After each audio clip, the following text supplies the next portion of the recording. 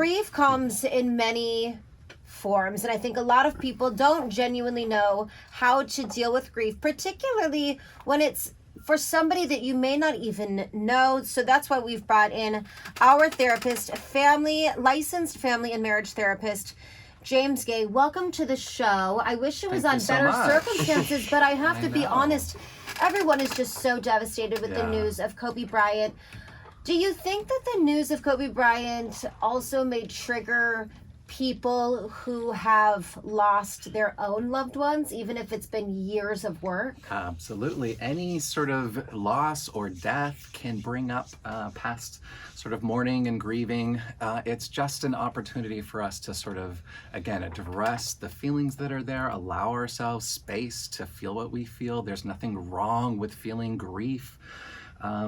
Even with people that we've maybe never even met, like Kobe Bryant for so many of us, right? I think the problem with feeling grief, at least for myself, is that I don't want to feel it because it sucks. Like, it really hurts. Painful, it's like a black hole almost sometimes. Yeah. So how do you navigate dealing with grief? Well, I think first and foremost, it's to acknowledge that it's there to begin with, right? To not judge it.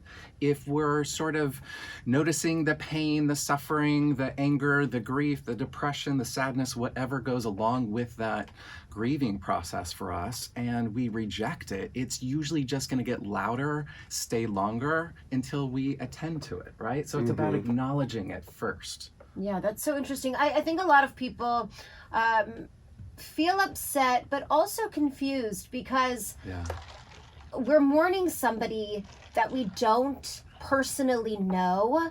But for Vanessa, those children, and the rest of the families, I know that I've woken up the past 2 days just crying. I feel so connected to them. I know Justin and I have had this conversation as well, along with some of our listeners. Why do you think that is?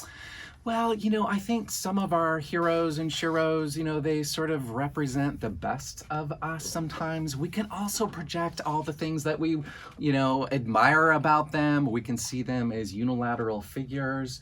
But it's also, sometimes it's about that they inspire us.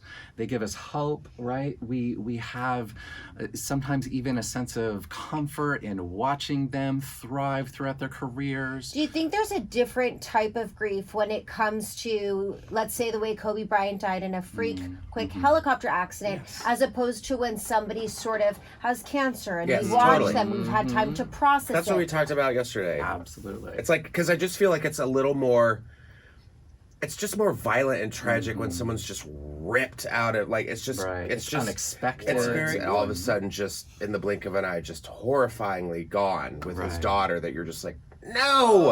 And I think you also both are speaking to the suddenness of it, the shock of it, and also that this is not sort of like a quote-unquote timely death. It's off time, right? It's not, he was young still, a father of 4 41 daughters. years old. Right. His father's young. His father's 65 years old. We're talking about youthful people. Yeah, so when a life is cut that short and someone that we potentially admire and those kinds of things, it's that much more devastating for us.